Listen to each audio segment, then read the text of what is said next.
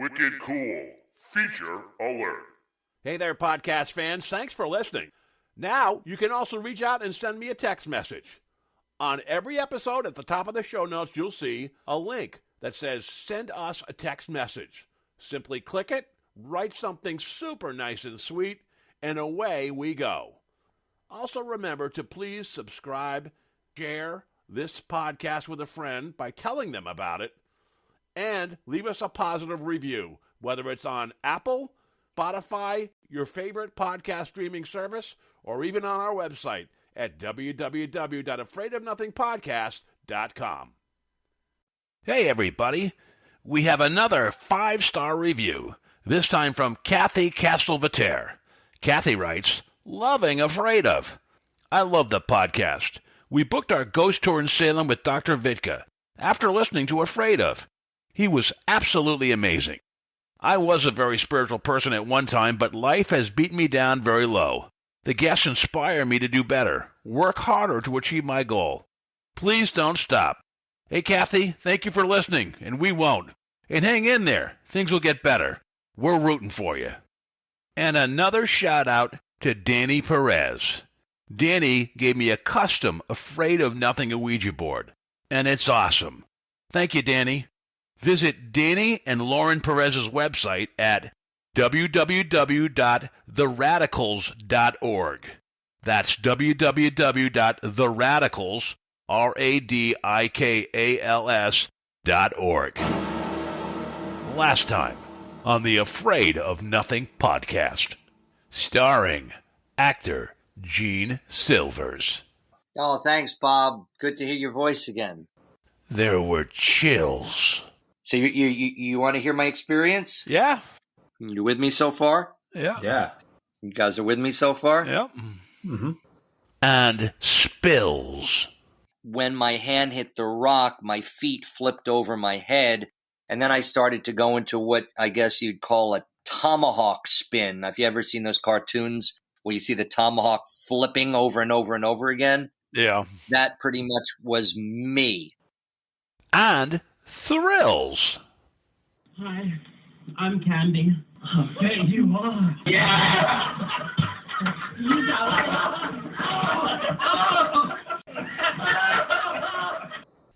Tonight, we go down a spiritual path.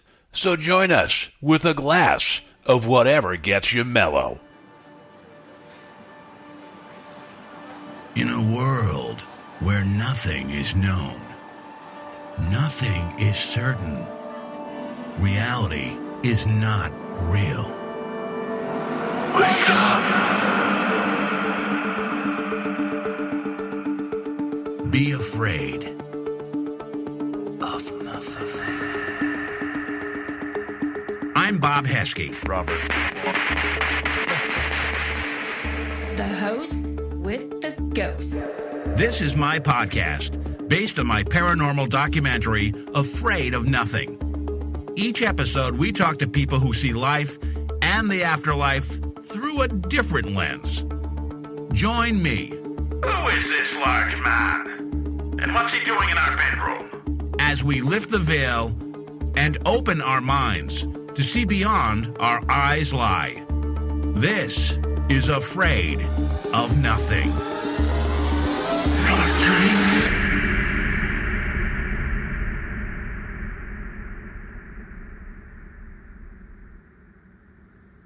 So you asked me earlier, how did I come to this understanding? I mean, it was gradual. I've always had a feeling of that there was more to existence than the material reality. I think when a soul is evolved enough, not that I'm that evolved, but everything is relative. But I think when a soul reaches a certain point of its evolution, of its time throughout, basically going from a slug to an amoeba to a fish to to a mammal to a human to like a lower, you know what I mean? Just I believe over millennia, a soul gradually evolves, and at a certain point, when I guess your soul is ready, you'll start to be awakened to some degree. You'll start to sense that there's more to this reality than meets the eye, and then any number of things can happen to begin that awakening.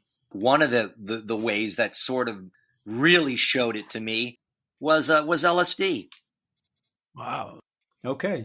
Yeah, no, that's actually it's interesting because it's, I have a few friends who have tried different drugs. They share similar sentiments to that. I don't know if you want to go into your experience about that, but if you do, go for it. Oh, absolutely. I guess again, it was at the time where I was curious for whatever reason. I think maybe something happened to me emotionally, or I had not a very good childhood, something. Usually when you're suffering, you start to seek something deeper than meets the eye. And I don't know how I had the opportunity to do acid, but I'd always wanted to try it. And this was in my 20s, and I did it. And on that first acid trip, I just, I started to literally feel like I wasn't my physical body. I started to feel like I was a spirit, and that the body was just this other thing. Was it like a feeling of oneness, Gene? Were you part of the nature and part of the air and part of the water? Were you part of everything, or were you separate? Well, that started to happen. Each experience is somewhat different. What happened was I started to feel this feeling of love, of bliss, and where my heart area would be. And I remember looking around the room and seeing lights, and the lights would get brighter.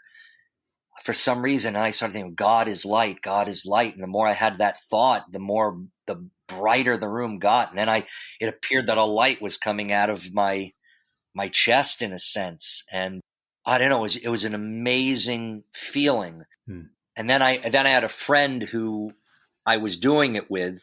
I won't use his name, but he ended up writing a pretty big movie, this guy. He kind of went the other direction. He started making out with his girlfriend and went a very sensual direction.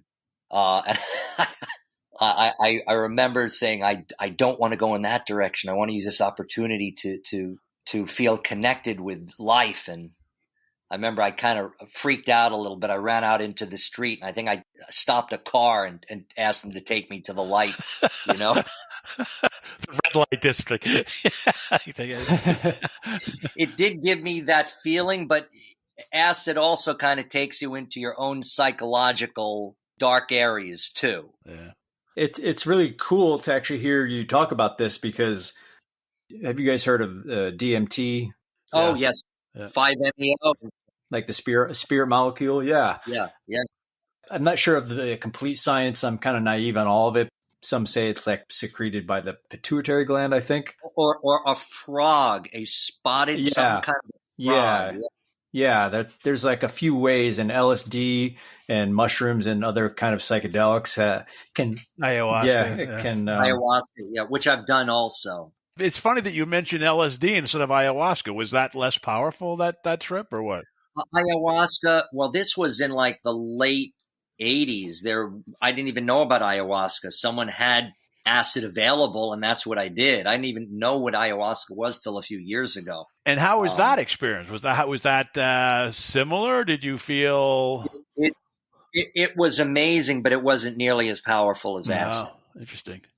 Yeah, it wasn't. And a lot of the times the shamans purposefully don't make it that powerful, because they want you to kind of explore the inner space and to be able to integrate it with yourself, rather than just throw you into this realm. Whereas like DMT or 5-MeO, DMT is pretty much the apex of that type of drug. On DMT, you're basically blast off out of your body. Your ego gets obliterated. You become one with everything for 5 minutes, and then you're back in your body. Yeah. But each one of these drugs, I guess they have different degrees of potency. And taking the most potent one is not necessarily the best one for you, because if you're not ready for it, it could completely freak you out. Yeah. What I believe about these drugs are that there are in the human body these glands that I think there's I don't remember what it's called. Maybe it's similar to where the third eye is, but there are these glands that scientists don't really know what they're for. And I believe in the human body, these glands correspond with these psychic senses. And for whatever reason, there are certain chemicals and elements that are able to open up these glands that can give you a doorway into the spiritual realm, which can be opened through meditation and spiritual practices in a much, much, much more gradual way. But these drugs can just sort of like open the door and throw you into this spiritual realm, ready or not. Yeah. At least it'll give you an experience of something more that you didn't know existed. And that's what happened to me. I did acid 4 times, and it showed me a realm of reality that I did not know existed. And it wasn't like alcohol or cocaine or one of these things that lower your consciousness. This did the opposite. It expanded my consciousness. And the last time I did it, the very last time on the 4th trip, I remember I became extremely paranoid and extremely anxious. It was horrible. I remember grinding my teeth very badly.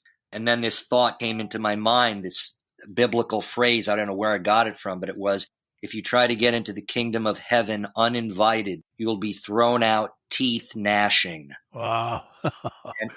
and I was literally gnashing my teeth. And I thought I had tried to get into the kingdom of heaven, so to speak, uninvited. I hadn't worked for it. And then at that point, I started thinking, well, how do you start to work towards these states of higher consciousness without drugs? And I came across a book in a bookstore about 1 week later in Manhattan. I don't remember how I found it, but it just jumped out at me. And the book was called Journey of Awakening. And it was by someone named Ram Dass. Have you heard of Ram Dass? Sounds vaguely familiar. Yeah, it's funny, Gene. I was going to interject real quickly, because I want to talk about India, because it sounds like you're going to segue to India, right? Is that your trip to India and your teachings there?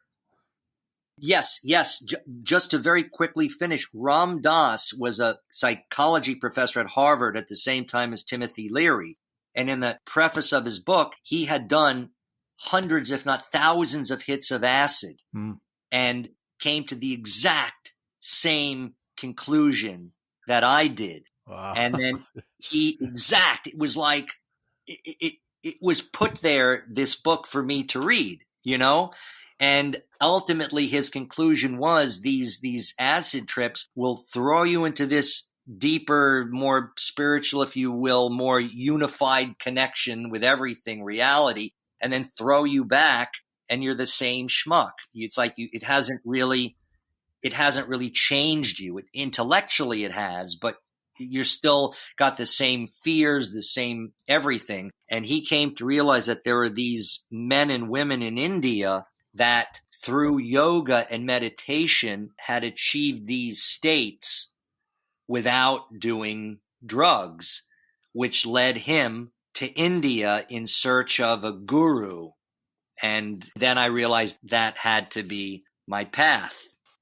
So, Gene, from my understanding, you have interest in mysticism, which obviously we've been talking about, but it led you to live in India for a time.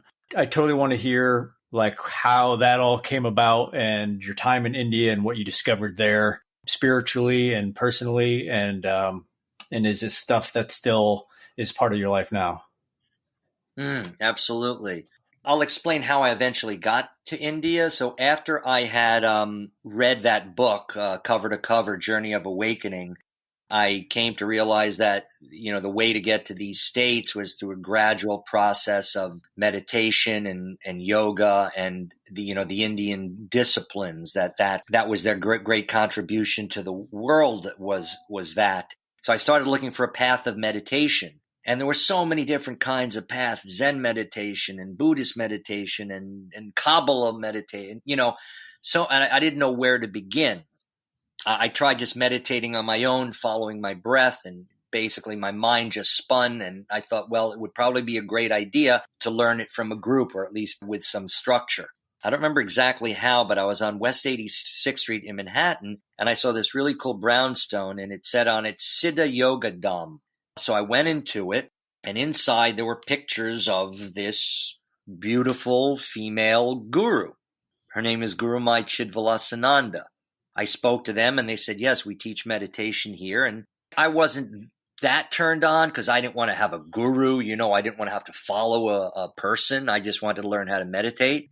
I started meditating with them, and my meditations seemed to be a lot better, at least meditating with that group of people. And so I continued to do that. I got my girlfriend at the time. This is no longer Sarah. And she got into it too. And we meditated and went to this meditation center. And then at a certain point, everybody started getting very excited that Guru Mai was coming to New York. I had no interest in seeing her. Again, I was not interested in following what I perceived as just a regular person. But my girlfriend, Tracy, she said, no, we should meet her. We should just see what this is about. Okay. I don't want to get involved in any cult or anything like that. I'm a cynical New Yorker. I wanted nothing to do with it. But because my girlfriend wanted to do it, we went to meet her. She came to the Manhattan Center, which is this giant arena on 34th Street. And Guru Mai came to give these programs. And we started going. They lasted about a week. And I don't know, just the energy there, it was remarkable. Even though my mind was dead set against following a guru, just meditating with that group, and they did these Sanskrit chants that just, I don't know, my whole body was vibrating when I did them. And then when I went into these meditations, it was extraordinary. So we did that for about a week. And then there was a program that they do something called an intensive. It's where the guru actually goes around and does something that they call Shaktipat. I don't know. Have you ever heard that term? No. Is it cool if I just describe something kind of technical in a mystical way? You can take your best shot. All right. I'm going to take my best shot. According to mysticism, Eastern mysticism, they describe something called the Kundalini. Sure. Yeah. And it's an energy that's at the base of your spine. They say it's coiled 3.5 times, and the symbol of it is the cobra. The spiritual energy remains dormant in your energy body, your astral body, for all of your many, many, many lifetimes, till one day this energy becomes awakened, and it starts traveling up your spine and pierces the different chakras. Okay? So apparently in this program, Guru Mai, who's a Shaktipat guru, goes around and would touch people and awaken this energy. And so, again, I thought this all sounded pretty hokey, but my girlfriend wanted to take this program, so I decided, okay, I've gone this far, I might as well do it, right? We did this program, and I'm meditating, and I'm anxious, and my body is uncomfortable, and my mind is going, and all of a sudden, there's this smell. It's sandalwood or something. I start to sense this energy, and all of a sudden, my body starts to sit bolt upright and starts to spin, circular spin, and I'm not doing any of this. I'm just observing it. All of a sudden, I feel this hand on my head and a pinch between my eyebrows. And it felt like this breeze of energy went through the top of my head, down through my throat, into my stomach, and then started to expand. My heart exploded. And the next thing you know, I was shot into space. And all I remember was about an hour later, a gong went off, and it was like coming out from the bottom of the ocean. And from that moment on, for the following 2 or 3 weeks, I was literally stoned. I was in bliss. My anxiety had disappeared. I felt connected to everything. Things were sharper. My hearing seemed better. Colors were brighter. insights were there. It was remarkable. And all this was despite my cynical mind saying that none of this stuff was possible. And then at that point, Guru Mai, and again, the name of this path is called Siddha Yoga. There is a meditation center in upstate New York in South Fallsburg. We decided to spend part of the summer in South Fallsburg with Guru Mai and just intensifying these practices really in a formal way. You get up at 4 a.m, you meditate, you do these chants, you do seva, which is selfless service, you eat all vegetarian, all these things designed to support that energy and make it expand. And then at a certain point, Guru Mai was going to India, where the mother ashram is. It's in Ganeshpuri, India. And my girlfriend at the time, whatever experience that I've just described to you, it was 100 times stronger for her. 100 times stronger for her. I mean, she was blown away by what had happened to her. And she says, we're going to India. I said, all right.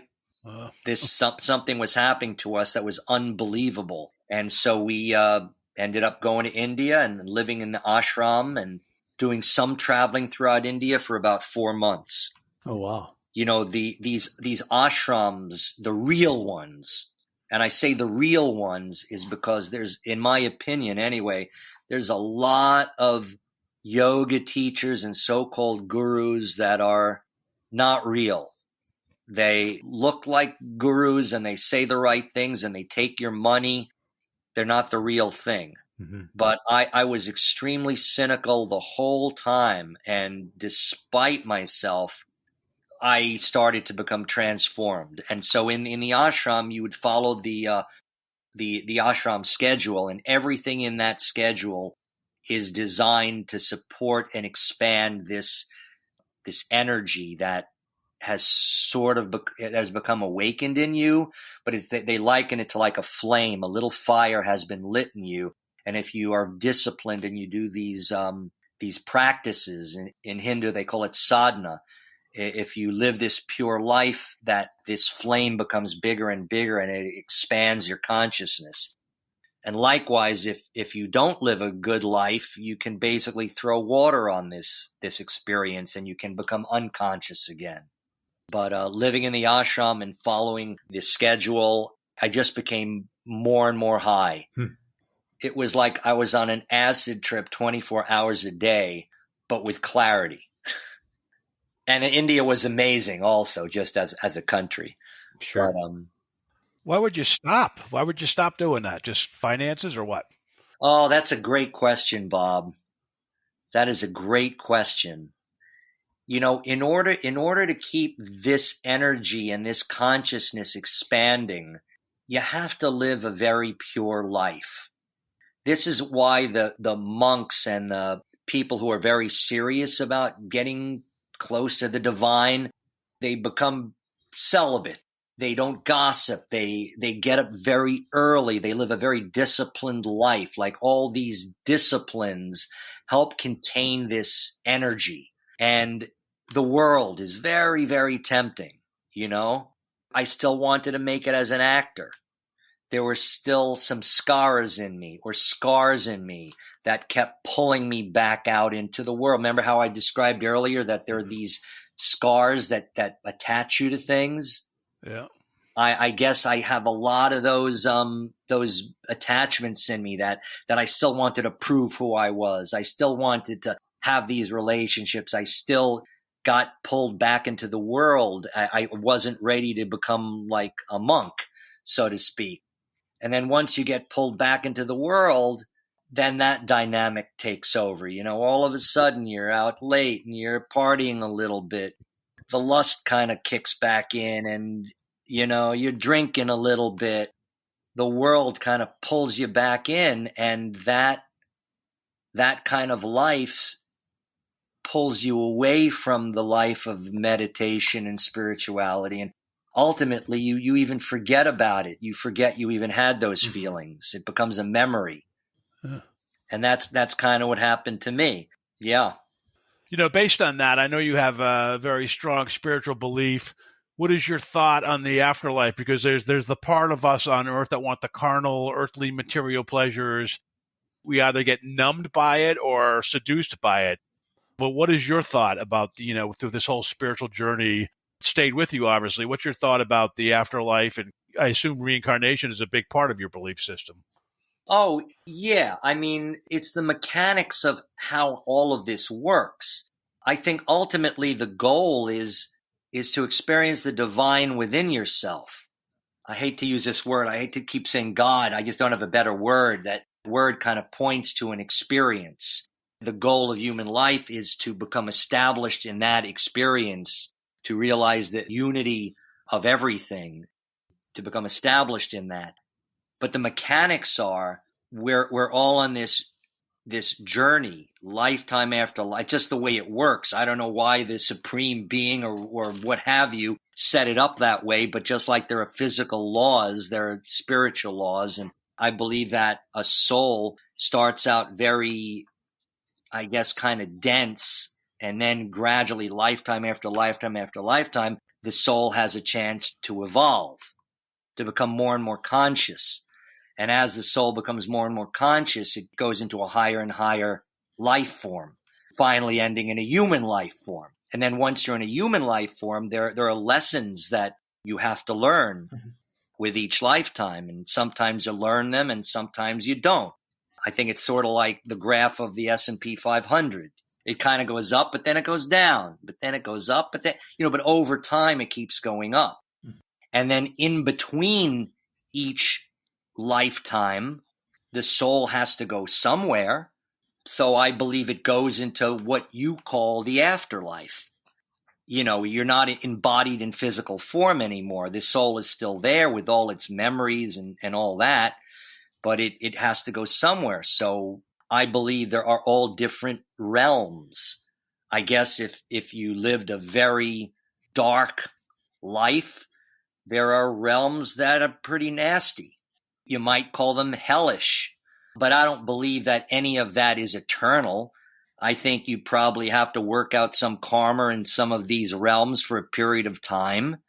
And then you become embodied again and you have another chance to work it out.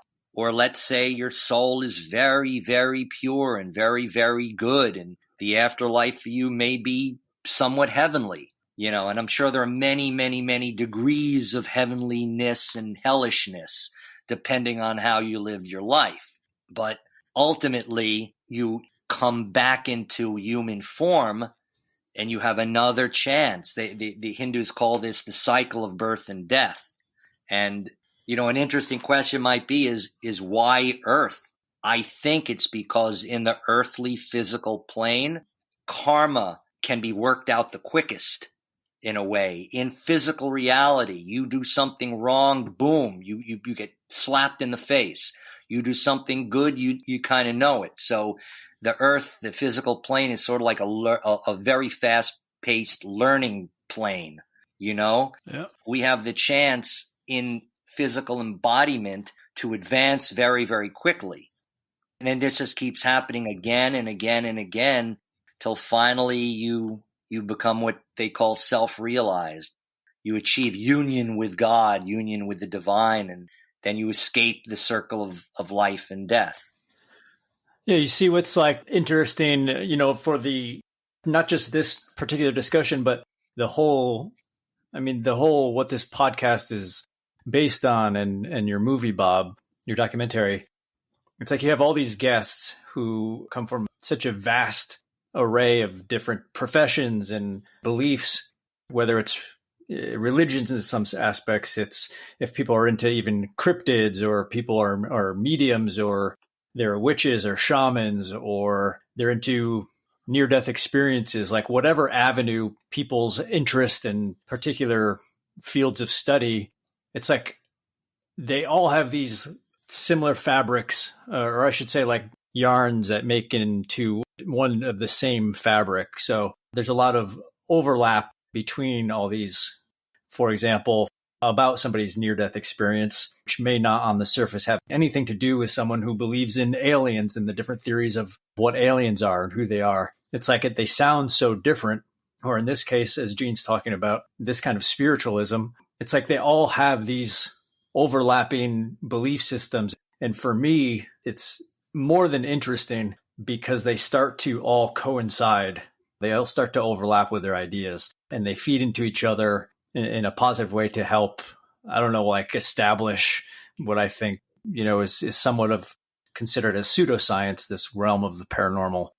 But it's just like the more these crossovers happen, the more I get excited just to see the validity that is being created, I think, anyway.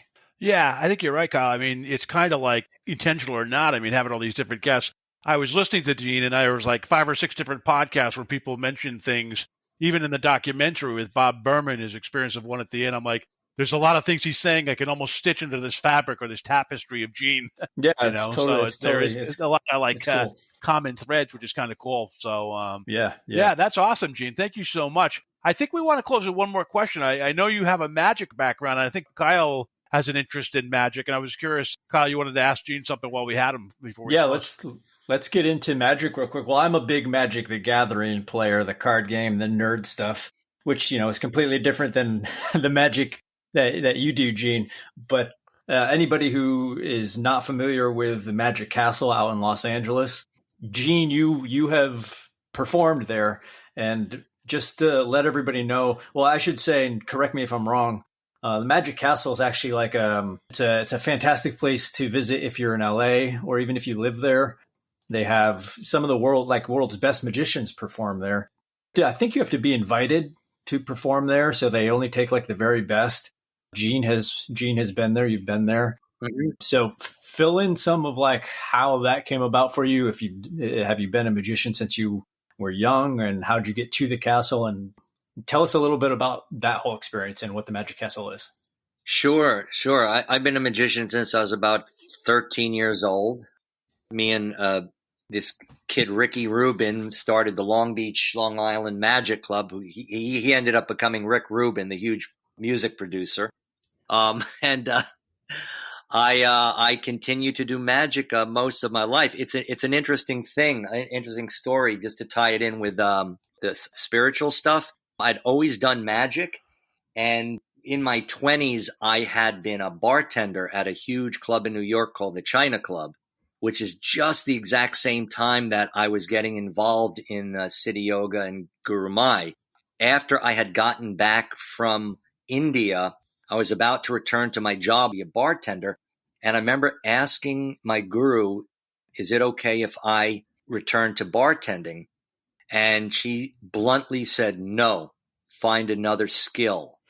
And I literally said, well, I will, but I need to support myself for a while till I find another skill. I get back to New York, walk into work. They say to me, Gene, we're sorry. We've decided that you don't fit in here. And I lost my job. On that day, I had to come up with a plan of how I was going to support myself. And I decided to start promoting myself as a professional magician. And I did. And I started getting jobs. And from that day on, in addition to working as an actor from time to time, I became a professional magician. Yeah, I performed all over New York. And when I moved to LA, I started performing here. I hooked up with a really cool entertainment company. And the first client I had in LA was Julia Roberts. And I had auditioned for the Magic Castle. I had a sponsor, and I was accepted there and was a member for several years. Then you have to do a second audition in order to perform, and I did and was invited to perform there. So I became a performing member of the Magic Castle, which is, as you've stated, a really amazing venue for world famous and not such famous magicians. Yeah, it's an old Victorian castle up in the Hollywood Hills. Absolutely amazing place. And it's so cool. Like I've been there a couple of times, not performing, just as an audience member. Of course, you pay, and they have a nice like bar section. They have some food.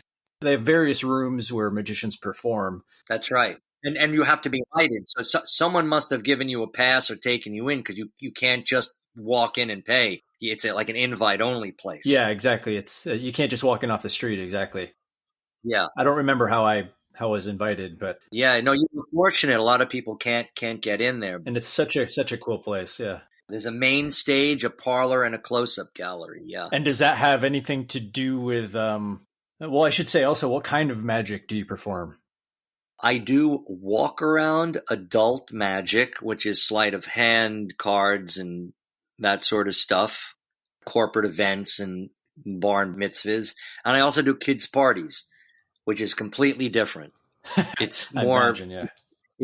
it's still magic, but it's a lot of silliness and a lot of fun. But yeah, mention some of your clients though, Gene. Robert De Niro, Julia Roberts. That's right. That's right. Gwyneth Paltrow, Robert Downey Jr., just a lot of celebrity clients. Yeah. Is there any crossover between when you perform as a magician and anything of the paranormal, or is that just like two different ball games that we're talking about? Yeah, it's pretty much two different ball games. You get in, you do your show, you leave. You don't really get into much discussion with people about the paranormal, although I think it has happened from time to time.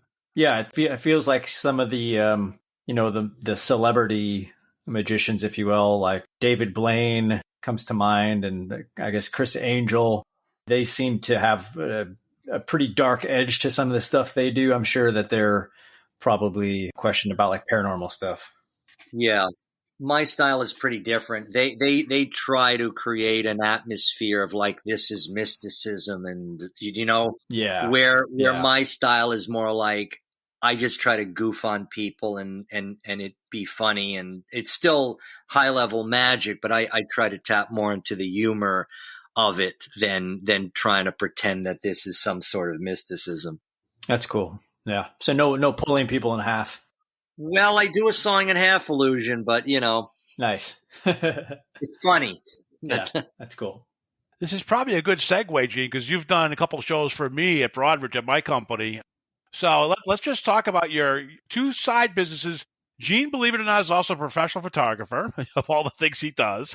He does headshots, Kyle, actually, for a lot of actors. So consider him next time you're in New York. There you go. And he also does magic shows. He does a lot of great corporate events. So you haven't done any virtual stuff, Gene. It's all live, right? I know a lot of people that did virtual stuff. Actually, this year and a half, I have done some Zoom shows. You have? Okay. They're really challenging, but they are possible. So how do people reach out to you? Because I can certainly give a testimonial that you're a smash success when, at a corporate venue. How do people reach out to you for magic shows or even for photography? My photography website is Gene Silver's Photography. Magic, I don't know if I should give my phone number out on this or not. Maybe I'll give my email, okay? Sure. It's Silvers, Silvers, Gene@gmail.com, and you can reach me that way. Sure, but only for magic shows, nothing else. Okay? Not for LSD or any of that stuff. No, I'm not going to be your supplier. Yeah.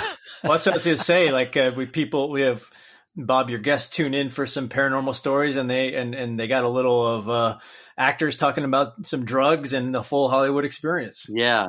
It's totally cool. Yeah. I think I'm going to have to put this into two shows because it's like the first 40 minutes was some actor stuff, and then we did a really cool deep dive, which went down a side trail, which is great. And FYI, I do both my magic and headshots on both coasts. I live primarily in LA, but I'm also in New York a lot. That's awesome. That's cool. So, Kyle, anything else before we sign off, or? No, that was, I think we covered a lot. Obviously, we could do more, but I think we did a lot. Excellent. So, as always, Kyle, thank you for your time today. I always have a fun time when we do these shows. Me too. Thanks for inviting me to do this. It was great talking with you and Gene, and hopefully we can do this again sometime. Yeah. And Gene, it's great to reconnect. It's been a couple of years since we have talked. So proud of you, man. So proud to see you on. Your career's still going great and all the things that you do, and learned a lot from you today. So thank you so much for being so generous with your time. Oh, of course, Bob. Of course. It was a pleasure.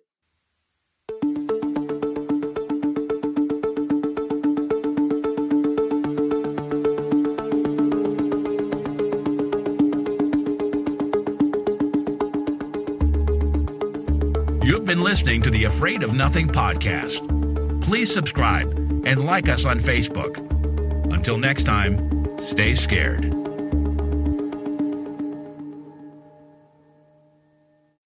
Hey, you're still here? Great.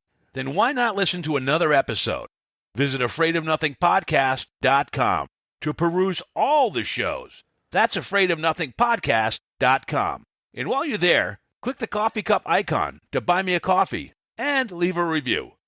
I'll give you a shout out in an upcoming episode, and the world will know how swell you are.